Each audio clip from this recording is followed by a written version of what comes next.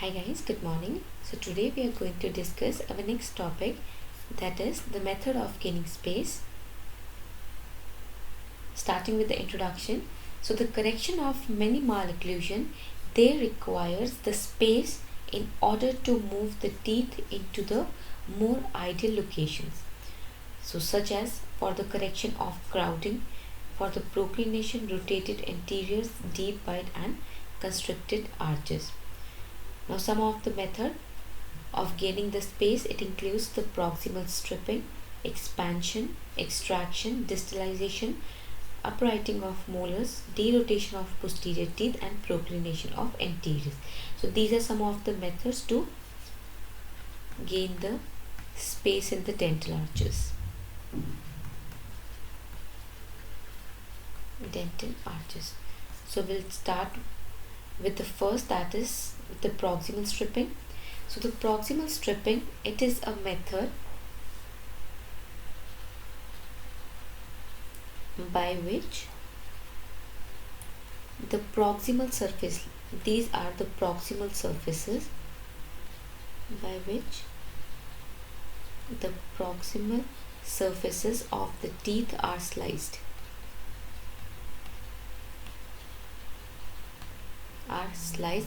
Why? In order to reduce the mesiodistal width of the teeth. So these are the interproximal areas.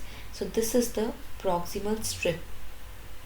So the proximal strip, it helps in reducing the mesiodistal diameter of the tooth so that to gain the space. Right? So the proximal stripping, it is also called as cylinderization. It is also called as reproximation and disking. Important for your MCQ. So proximal stripping, or it is the method by which the proximal surfaces of the teeth, these are sliced to reduce the mesiodistal width of the teeth. So this procedure, it provides a maximum of 2.5 mm of space. So according to Sheridan, in this 0.4 mm reduction per each surface of posterior teeth, while 0.25 mm reduction of anterior teeth. Important. Right? So in this, the caries analysis, they shows the total tooth material excess of 0.25. So in the inference, we have read in the model analysis of the caries that if we require the space between 0.0 to 2.5 mm, we'll go for proximal stripping. And according to the Bolton's analysis showing mild tooth material excess, in that case you are again perform the proximal stripping. So for the correction of the minimal interarch tooth material discrepancy in lower anteriors to aid the retention in cases where the individual tooth size prevents the class 1 molar relation and to obtain the favorable overjet and overbite. So these conditions you will perform the proximal stripping. Fine. So contraindications are, you cannot perform this procedure in young patient, patient with the high caries risk and patient with the enamel hypoplasia. Important. Now coming on to the advantages and disadvantages, these are very important for your MCQ. So the advantages of doing the proximal stripping, it minimizes the potential consequences of the extraction, such as difficulty in completing the space closure, need for greater anchorage, possibility of space reopening, difficulty in paralleling the root next to the extraction site. So these all are the advantages. So what are the disadvantages or the drawback? By performing the proximal stripping, it roughened the proximal surfaces that attract the plaque. Therefore, it increases the caries susceptibility in the proximal areas, and also there is sensitivity of that particular teeth or that particular tooth. Fine. So these are various type of the proximal strippers. These are the carborundum disc, and these are the metallic abrasive strips. So after proximal stripping, next method to gain the space is the expansion. Right? So expansion of the palate, it was first introduced by Emerson C. Engine in year 1860. Right? So expansion, it is the non-invasive method of space gaining undertaken in the patient having a constricted arches. Right? So the indication, it can be used in case of crossbite, it can be used in case of crowding, in case of skeletal class 3 malocclusion, in surgical orthodontics. Important. So in this, the classification of expansion, it is classified into two types, that is the dento-alveolar expansion and the skeletal expansion.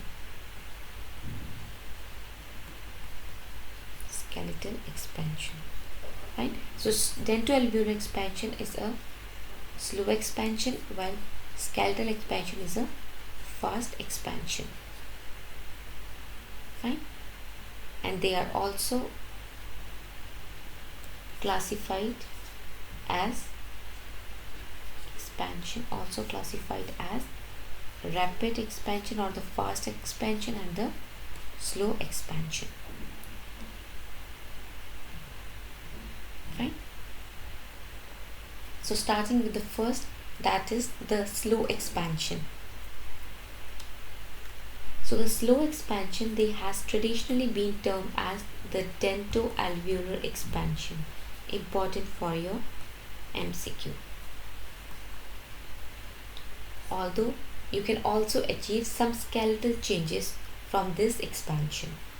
Right? So the slower expansion, they have also been associated with the more physiologic adjustment. So in the slow expansion, you can expect more physiologic changes, right, to the maxillary expansion, producing a greater stability and less chances of relapse, important, than that of the rapid expansion. In rapid expansion, you can expect more chances of a relapse. So in slow expansion, the force generated by such procedure, these are 2 to 4 pounds. The slow expansion, in this the arches are expanded slowly at the rate of 0.5 to 1 mm per week. Important for your MCQ. Fine. So after this, next are the slow expansion devices. So what are the slow expansion devices? These are either the fixed devices or the removable. So the fixed devices are the W arch, quad helix, and NITI wires or NITI expanders, while the removable are coffin spring and the expansion screw. Fine. So the slow expansion devices are of two types, fixed and removable. So first is the coffin spring, that is the removable slow expansion device. So the coffin spring, it was given by your Walter Coffin. Fine. So it was designed by Walter Coffin. It is a removable appliance. It causes the slow expansion, that is the dento-alveolar expansion. It is made up of 1.25 mm thick wire, and it is omega. This is omega in shape, and this is placed in the mid-palatal region. Fine. So the appliance, it get activated by pulling the two sides apart manually. You have to pull it apart, fine, for the activation of the appliance. So the appliance or the coffin spring, it can be activated up to 1 to 2 mm per week. Important. Fine. So after this, next is the quad helix. So quad helix, it is described by the Ricketts. The quad helix, as the name suggests, it has the 4 helix, 1, 2, 3 and 4. That is why it is called as quad helix. Right? And the quad helix, it is said to have evolved from the coffin spring. Right? So it is constructed by using the 0.038 inch wire. It incorporates 4 helix, therefore the flexibility and the range of application is more. Right? So after the quad helix, next are the night-eye expander. So the night-eye expander, these are developed in year 1993 by Arnold. Right? So it is developed a fixed removable tandem loop, which is made up of, this is made up of night-eye, and it has a capacity to rotate, upright, distalize, expand, and the anterior and the posterior arch. Important. So the function of the night-eye expander is to rotate, upright, distalize, and expand the the anterior and the posterior arches. It has a dual temperature sensitive component, and the transition temperature is 84° Fahrenheit. Right? And anteriorly the finger spring, it is made up of 0.032 inch diameter wire, and in this 0.5 mm per week tooth movement. It causes 0.5 mm per week tooth movement. Important. Okay. So these night-eye expander, this is the lingual sheath. So the night-eye expander, these are inserted into the lingual sheath after cooling them with the freeze gel pack, and then it get easily inserted into the oral cavity. So this is made up of 0.32 stainless steel. So advantages are, it is self-activated, automatically expand to the predetermined shape. It requires little manipulation by the clinician, light continuous forces, easily adaptability in an inactive state. So next is the W arch. So the W arch, this shape is of W, that is why it is called as W arch. Fine. So it is made up of 0.9 mm stainless steel, and it is the wire, it gets soldered onto the molar band. The patient cooperation is not required in this. It is preferred in the deciduous and in the mixed dentition where mild to moderate expansion is required. Important. MCQ. Activation is, it is activated outside the mouth 3 mm wider than the passive. So next is the rapid maxillary expansion. So the rapid maxillary expansion, that is the RME, it is also called as RPE, that is the rapid palatal expansion or the split palate, and it is a skeletal type, while your slow expansion was dento-alveolar type and your rapid expansion is skeletal type. So in this, it is a skeletal type of expansion that involves the separation of the mid-palatine suture and the movement of the maxillary shelf away from each other to expand the arch. So Emerson C. Engel, he is considered as a father of the rapid expansion. Fine.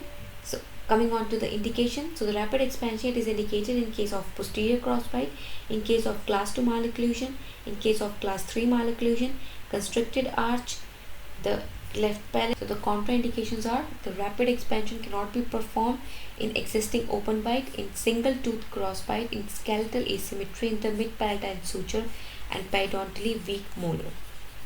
Important. So the rapid maxillary expansion, it can be classified into removable and fixed. So the removable, in this it is consist of a split acrylic plate with a midline screw. Right?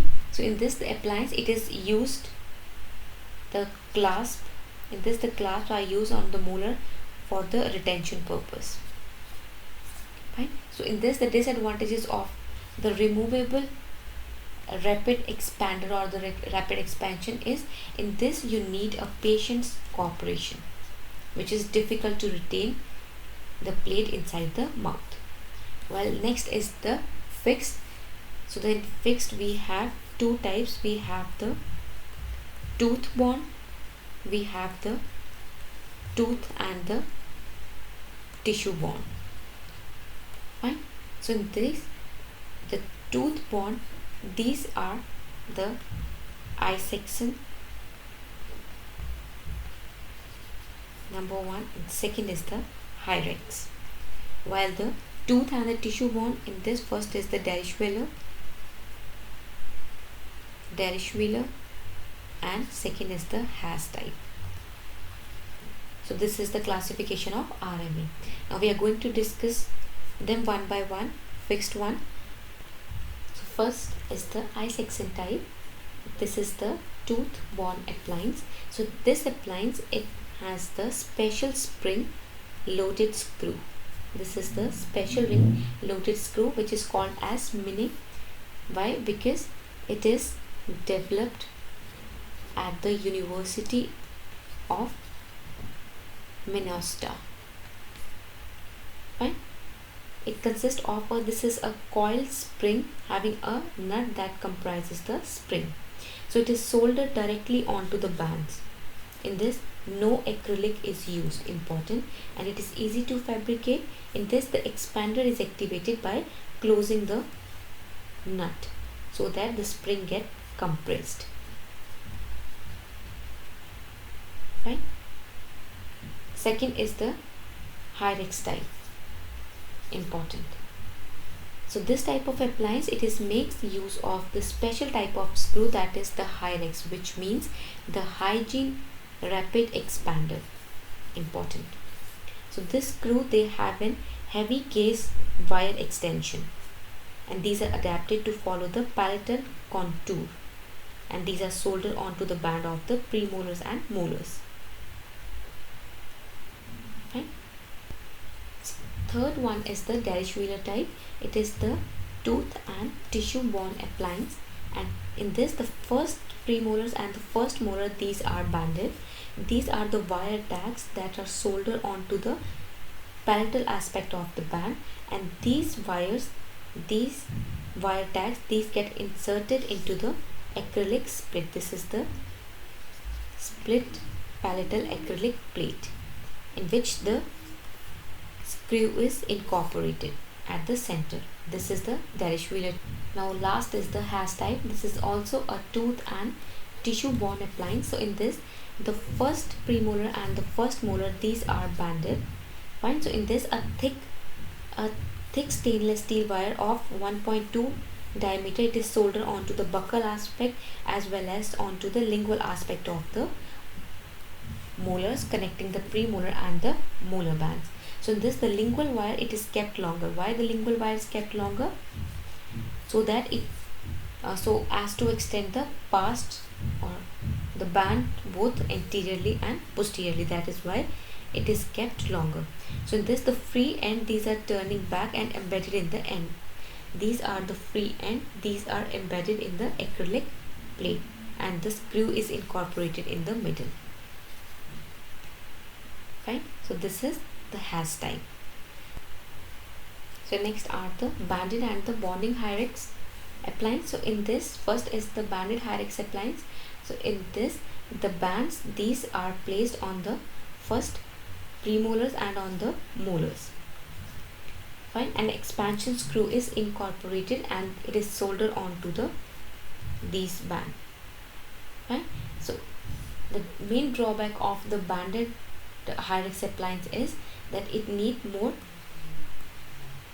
chair time, or the chair side time. Fine. And it also need a precise wire bending and soldering of the wire. While the bonding Hyrax appliance, so in this, the bonded Hyrax appliance, they comprises of an acrylic cap splint which covers the posterior teeth. Fine. So in this, the bonded appliance, they require less chair side time as compared to the banded, and in this, the acrylic cap splint, these are cemented over the teeth using the GIC. Right? And very important point, that the buccal capping off is thought to limit the extrusion of the molars. It prevents the extrusion of the molars, and it also improves the overbite control. Fine. So next are the instructions on how to expand the expansion screw. So activation scheduled by the TIMS up to the age of 15 years. The turn is 180 degree is given as 90 in the morning and 90 in the evening. So the two turns of 90 degree in the morning, 90 degree in the evening, total of 180 degree turn. According to Zimring and Isaacson in year 1965, in the young growing patient, 2 turns each day for the first 4 to 5 days, and later 1 turn each day for the remainder of the rapid maxillary expansion treatment. And in the non-growing adult, 2 turns each day for the first 2 days and 1 each turn for the next 5 to 7 days. 1 turn every alternate day till the desired expansion is achieved. Very, very important for your MCQ. So next are the effects of the rapid maxillary expansion. Effect on the maxilla: it causes the opening of the mid-palatal suture, and there is downward and forward DF growth of the maxillary movement. Effect on the maxillary teeth: midline spacing between the 2 maxillary central incisor. Maxillary posterior teeth, they shows the buccal tipping and extrusion. Effect on the mandible: downward and backward rotation of the mandible. If there is downward and backward rotation of the mandible, it means patient is hyperdivergent, and there is increase in the lower facial height. There is a reduction of overbite. Effect on the nasal cavity: reduce the resistance to the nasal airflow, increase the intranasal space. Very important for your MCQ. Please note it down. So after this, coming on to the comparison between the slow and the rapid expansion. So in this, first is the type of expansion. So in the slow expansion, you mostly achieve the dento-alveolar expansion, while rapid expansion, in this you mostly achieve the skeletal expansion. The rate of expansion is slow in the slow expansion, rapid or the fast in the rapid expansion. The type of tissue reaction is, you can achieve more physiologic tissue reaction in the slow expansion and more traumatic in case of rapid expansion. The milder forces are used in slow expansion, while the greater forces are used in rapid expansion. So the frequency of the activation, it is less frequent in slow expansion, it is more frequent in the rapid expansion. Duration of the treatment is long in the slow expansion and it is short in the rapid expansion. The type of appliance is either the fixed or the removable in the slow expansion, but in the rapid expansion, the type of appliances used are mostly the fixed appliances. You can give the slow expansion, you can perform the slow expansion at any age, while the rapid expansion, it can be performed before the fusion of the mid-palatal suture. Important.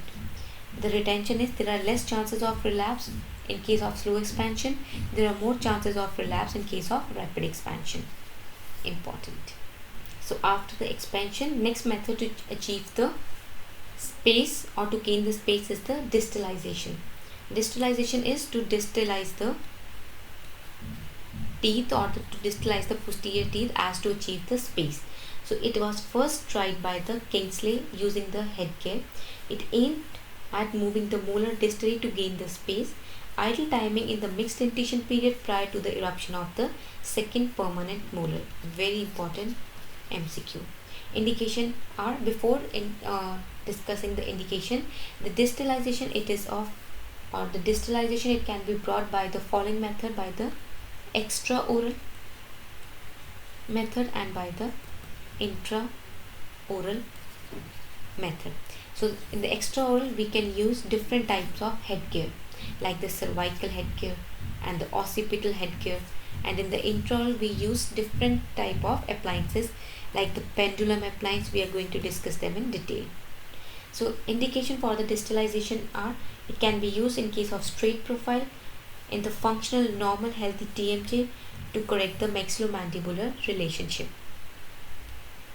You can also use in case of class 1 skeletal relationship, skeletal closed bite, and in case of brachycephalic growth pattern. Brachycephalic means the head is broad and short, and to correct the dental malocclusion like class 2 or in case of end-on relationship when there is a discrepancy of 2 to 3 mm, and these are contraindications are very important.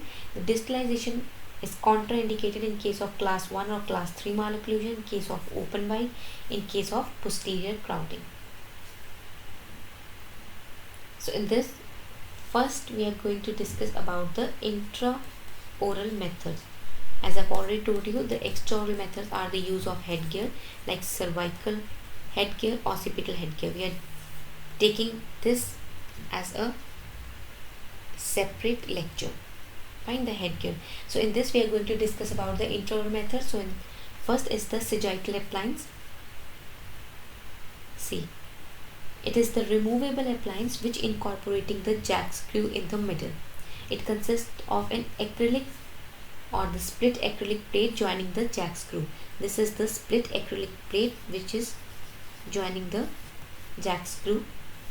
So the acrylic plate, it is sectioned in such a way that the tooth to be distalized it is isolated and the rest of the arch it is used and anchored. See, this acrylic split it is made in such a way that this tooth, the tooth which is to be distalized, it is isolated and the rest of the tooth it is act as an anchorage. Fine.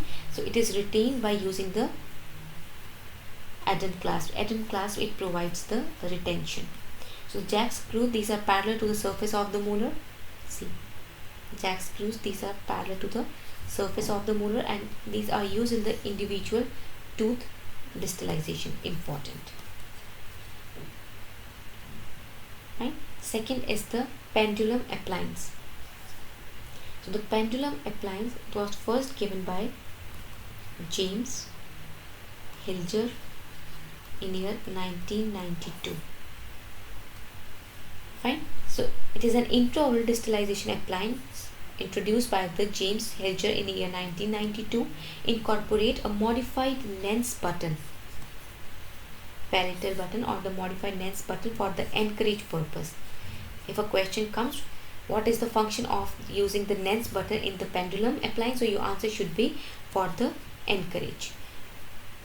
So in this, the wire has an helix. This is the helix. In this, the distal end of which is inserted into the sleeve. This is the lingual sheath. So the distal end it is inserted into the lingual sheath of the molar which is to be distalized.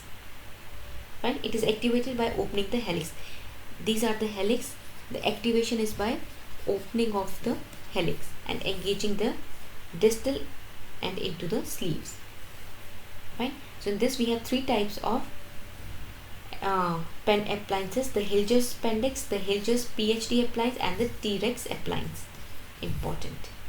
Next is the distal jet appliance. It was given by Quirino Testa in year 1996. So it is a lingual distalization appliance. The active component, these are placed palatally, provide more the bodily movement of the molar. So it consists of the bilateral piston. It consists of bilateral piston and a tube. Fine. So the tube, it is embedded. This is the tube. It is embedded into the acrylic plate, acrylic modified plate. So the main function of the Nance palatal button is to provide the anchorage. These are bonded to the band attached to the. These are the bands. It is bonded to the band which are attached to the first premolars, or the first or second premolar. In this, the night-eye spring. This is the night-eye spring, and so the activation collar, they retract distally and thereby causing the activation. Advantages: it causes less distal tipping. Very important point. Fine. So next are the lip bumpers. These are used in the lower arch. It is called as lip bumper. When it is the same lip bumper, it is used in the upper arch, it is called as Denholz appliance. Important for your MCQ. It is used in case of mixed dentition to bring about the minor distalization, regain the space for unerupted teeth, uprighting the mesially tipped mandibular molar. Or inactive lip bumper is used as a retentive appliance. Important. It is lip bumper. It is mainly used in case of lip biting. It is mainly used in lip biting. Now next are the extraction procedure, which are also used as a method to gain the space. So what are the extraction? It is the removal of the tooth from the socket. Fine. So why there is a need for the extraction?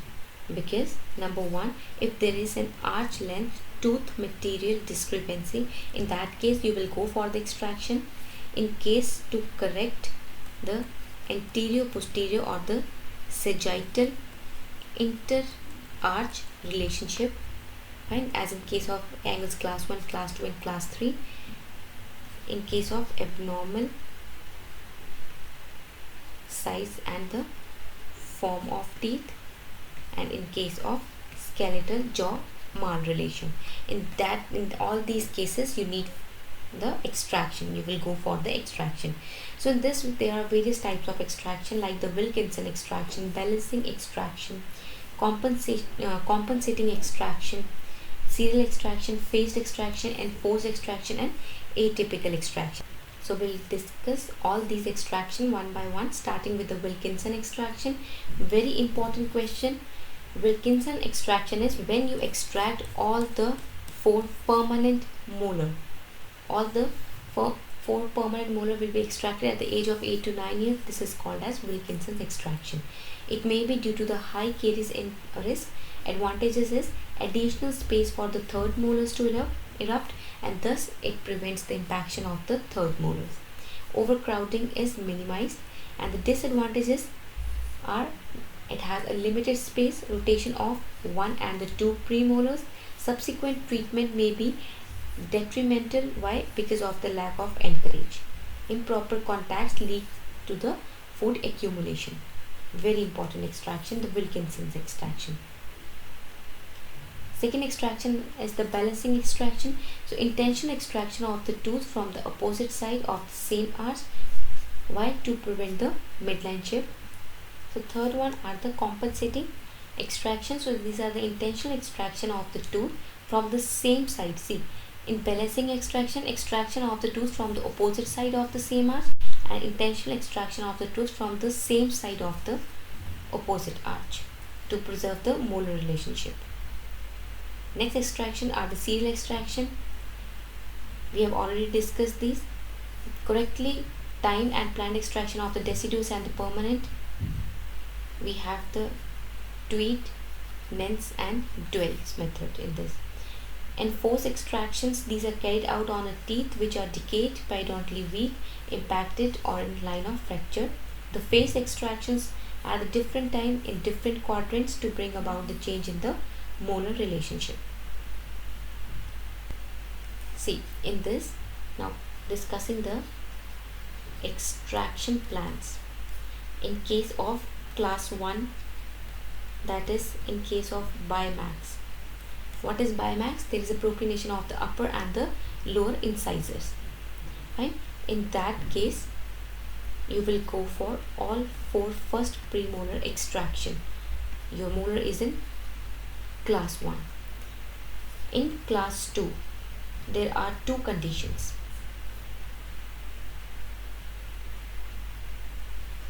Class 2 div 1, they have 2 conditions.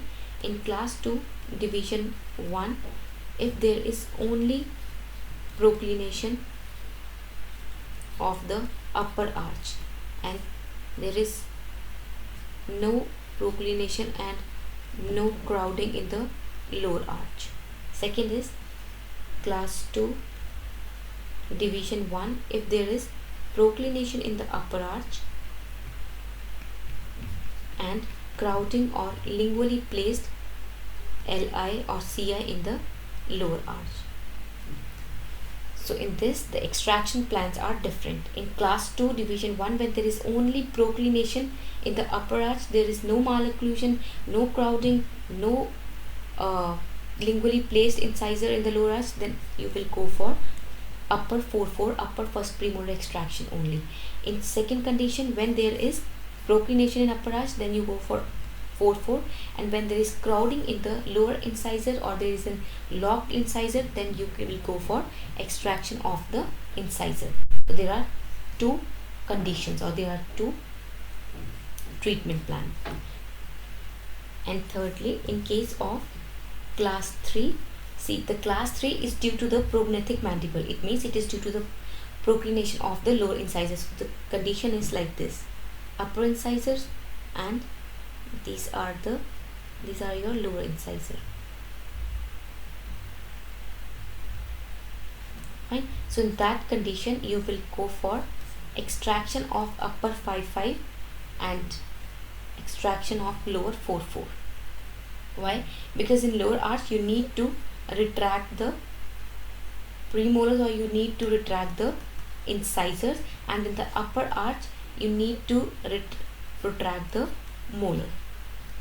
Right? So this is in case of class 1 Bimax, all 4 first premolar. In case 2, or sorry, in class 2 division 1, if there is only proclination, go for upper 4-4.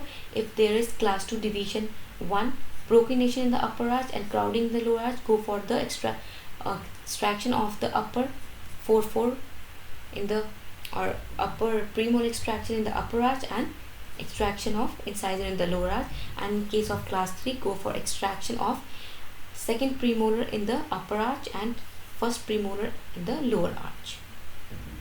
Fine.